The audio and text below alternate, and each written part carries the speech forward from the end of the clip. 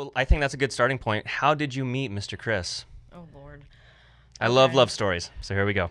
Oh, boy. Okay, so we actually met in Iraq in 2003. Okay. I don't remember meeting him. Okay. He was really special. You know, when you're a female Marine in country and you haven't bathed in 4 months and your, like, ratio is like 2,000 to 1, nobody's special. Yeah. You're special. So, anyway, when we really developed a friendship that was lasting was about 2007 in 29 Palms. And we met on the job. He was still active duty. He was a gunnery sergeant in the Marine Corps. I actually got out in 2005, and I was working for General Dynamics on command and control systems, C2 systems, doing training, systems admin, stuff like that.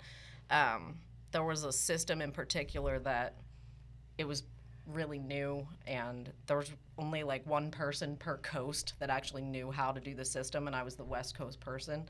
So Kris basically got sent to come see me by his command to get the scoop on the system. It was special delivery. Yeah.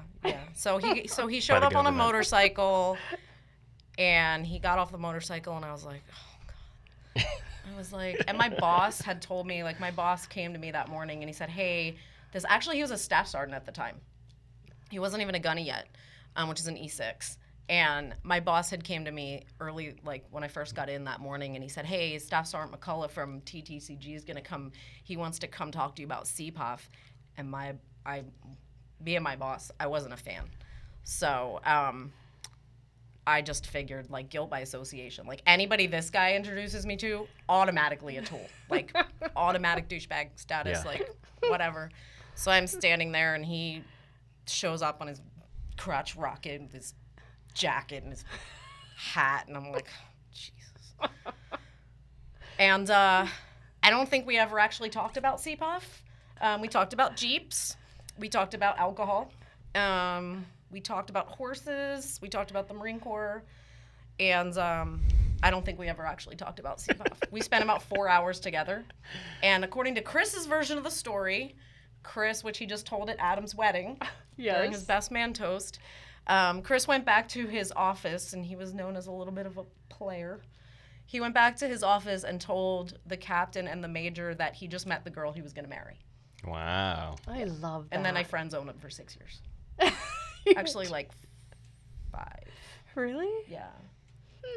Little FZ friend zone. Yeah. That's a bad word now. Did you know that? No. You're like not supposed to say friend zone anymore now? Why not? Gosh. I don't know. It's some kind of like, What new zone is it? I don't know. Is there a zone anymore? I don't think so. It's the non-gender, non-friend, non-relational Well, zone. so what I've understood from some of the feminism circles that I don't really move in, but you know, there's some overlap. We learn. Friend zone implies that you're denying him sex because he's a nice guy. Implies that the default setting is that you should be doing that. Yeah, so that's why friend zone's like apparently no longer a politically correct term. That's really sad, and I should probably use it more often. Totally. So you go right up to the line, and then you Cross it. cross it. That's right. 100%. Isn't that what lines are for? Yeah. So did you, on that day for the 4 hours, was there something that you're like, oh my gosh, I'm going to marry this guy? Or not yet? No. Not yet, because No. that was before the friend zone. Okay. Yeah, I mean, I had just moved up there, and we hit it off like really well as friends. Yeah. Like I was like, wow, we're into a ton of the same stuff, you know, and that's it. And we kind of had some of the same circles of friends, and we started. But did you going think with he was cute? You know, in that environment, you're so jaded because you're so outnumbered. And you're so, I mean, even though we were back in the States. So everyone's cute or no one's cute? No one's cute. Oh, okay. Because even though we were back in the States, I mean, 29 Palms is basically a mini Afghanistan. Like. Let's go there. Right? What's his nickname? Is it Black Hole or something like that? Or Oh, it has so many nicknames. Okay. Yeah, Stomps. And yeah, there's many nicknames. But, yeah, I mean, yeah, you're just so jaded because you're so outnumbered. And you know, everybody, it's just ridiculous. Like, you can totally just go to the bar in your sweatpants and, like, take your pick. Like, you can do whatever you want being a girl in that environment. Maybe Like, that's where I it's went insane. wrong. Yeah. So, Join yeah, the military, Susan. I wasn't looking Yeah. because I just wasn't. So, yeah. So then how did it turn into it? Like, did he come ask you out 5 years later? You looked at each other and you're like, oh, we're at the bottom of a hill in a Jeep and we're having a sleepover? What happened? Put my business out there. Okay, so Welcome to the show. no, we went to parties together. So eventually what happened was his command, after probably about another year, they needed their own me. Like, they needed their own field engineer, and they actually went and they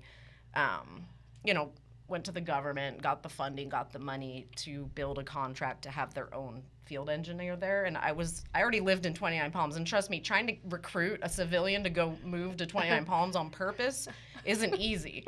I already lived there, and I already knew the systems that they needed me to know.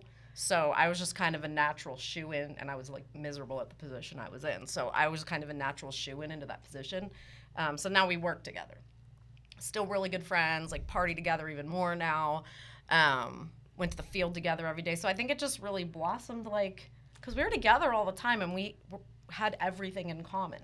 And we used to roll out to the field. We'd either roll in a Govy, like a government vehicle, or we'd roll out in the Jeep.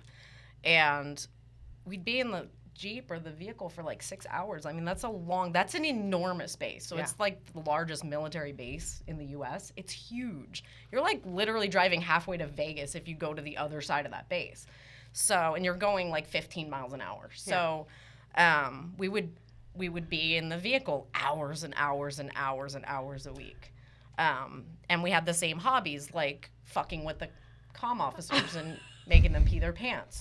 So Now there's a hobby. Totally. When I grew up. Well, so every 28 days, it was a 28-day training cycle. And units came from every unit in the Marine Corps had to pass through that pre-deployment training program in order to get the check in the box to deploy. And so they were, they were there to impress the Coyotes, which was us, and succeed and get all the green checks and all the right boxes so they didn't get in trouble, basically.